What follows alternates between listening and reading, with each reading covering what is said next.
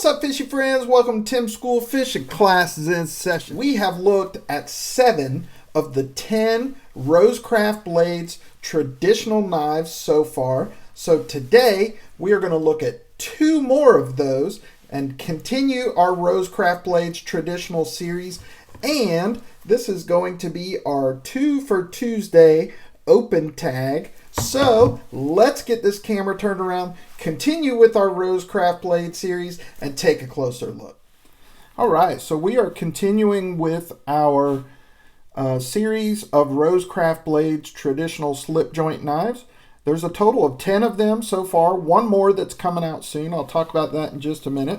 So we've done 7 of them so far. We're going to do 2 more today, and then after that there's 1 more left in this series. So we started with the Ocoee River Kayak, then we looked at the Zambezi, then the French Broadjack, the Beaver Creek Barlow, the Riverbend Skinner, the Little Riverbend Skinner, and the Loosahatchee Jack. Today we are going to look at the Appalachian Jack and the Holston River Surgeon's Knife. Now all of these knives were designed by Andy Armstrong.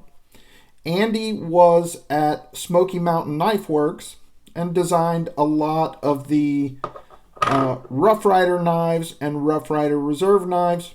He's been here at RoseCraft Blades for a couple years. I think Andy Armstrong is one of the best designers, if not the best designer, of modern slip joints right now. And in my opinion, he's unmatched. I think RoseCraft is doing a phenomenal job, and his design language just speaks to me. Another thing that I like about what he's doing with this series is he's naming a lot of these knives after rivers in Tennessee, where he's from and where RoseCraft Blades is based. For example, the Ocoee River, Beaver Creek, the Loosahatchee, and today the Holston River. Right? I think that's really cool that he's paying homage to his home state. So let's take a look at these. As always, the presentation on these RoseCraft Blades traditionals is very nice. They come in this tray style box with a nice padded felt liner. So here we have the Appalachian Jack,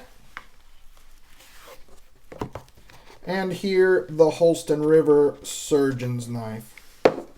So let's start with the Appalachian Jack first. Overall length on this is 7.7 inches. The closed length is 4.4 inches, and we have a 3.3 inch blade. Covers on here are black micarta. We've got a brushed stainless steel bolster with a single thread.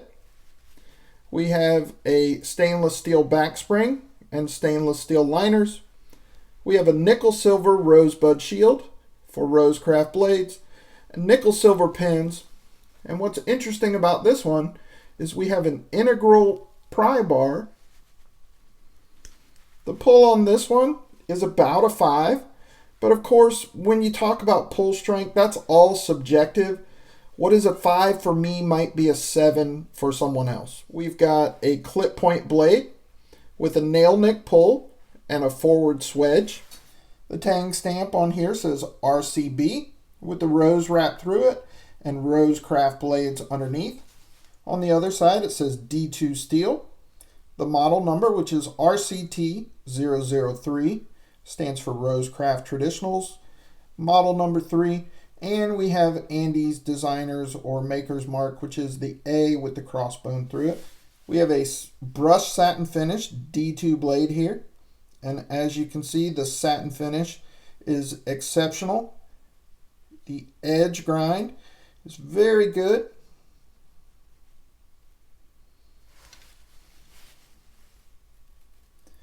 It's even on both sides. They did a very good job. Take a closer look at the bolster here. We can see that that single thread is nice and clean. The transitions from the bolster to the micarta cover is very smooth. We've got no proud shield and no proud pins. Same on the other side. Nice clean thread on that bolster. Smooth transitions with no proud pins. There's absolutely no gapping whatsoever between the liner and the spring or between the liners and the covers. Snap. It's very nice. The walk on this one is very smooth. And the talk is very vocal.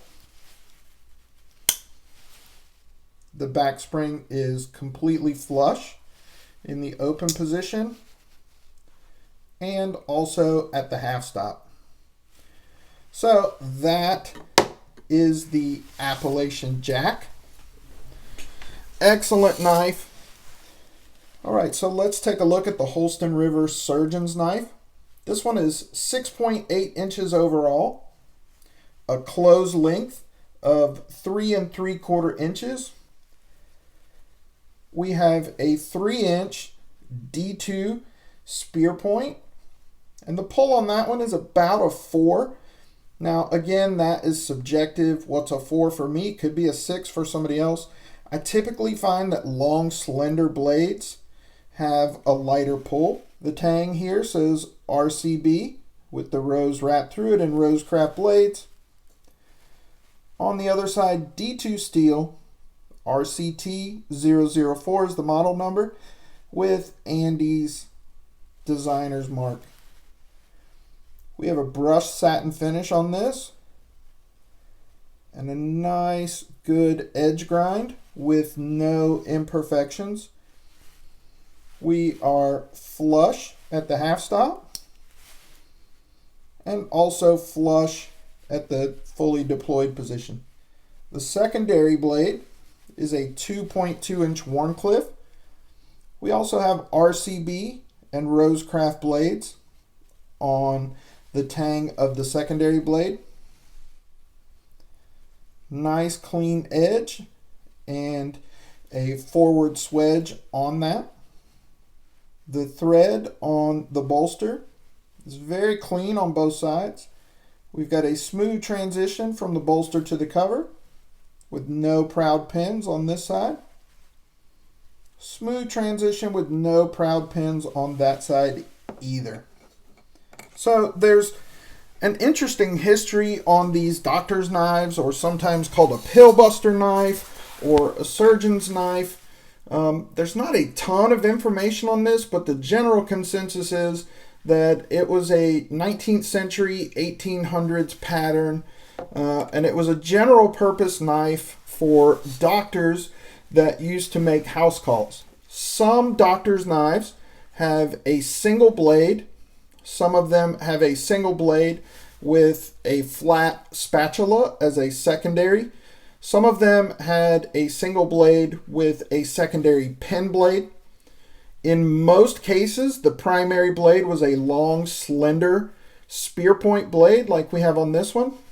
This one has a secondary pen blade that's a Warncliffe. This was a general purpose knife for doctors that made house calls. They could use the secondary pen blade as an emergency scalpel. They used the primary blade for cutting pills and tablets in half, or for just general use. They would use the spatula to mix elixirs or solutions, also as a tongue depressor, and also as a pill sorter and counter. But what's really fascinating about this pattern is this squared off bottom bolster. So some doctors would carry a mortar and pestle around. A mortar is a little stone or ceramic bowl, and a pestle is the little club-shaped crusher, right? Some doctors would carry that around, some would not. If they didn't have a mortar and pestle, they could use the bottom squared off flat bolster of this knife to crush tablets, and then they would use the secondary spatula to mix a tincture.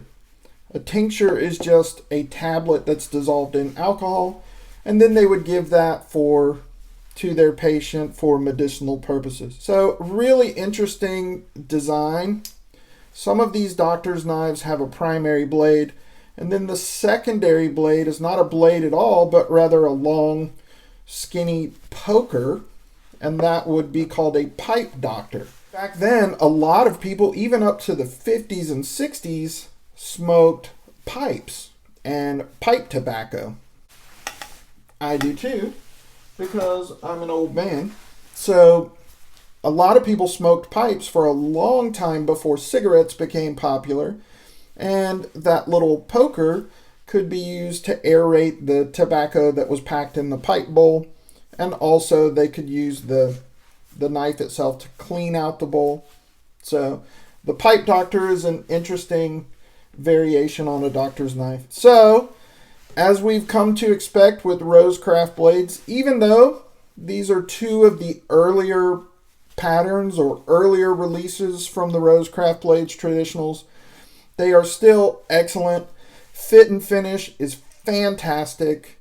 They are just aesthetically beautiful and, in my opinion, outstanding and absolutely the best value for your money as far as modern traditional knives go.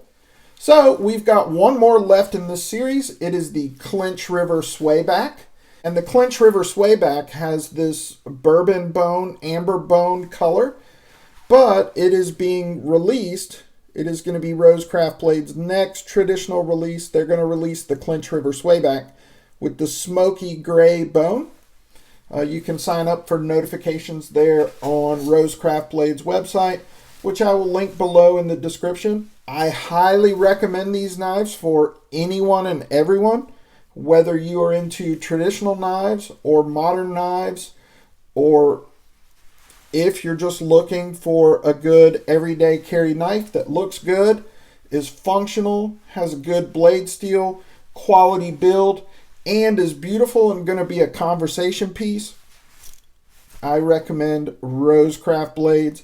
You should definitely pick one of these up, or get them all if you can.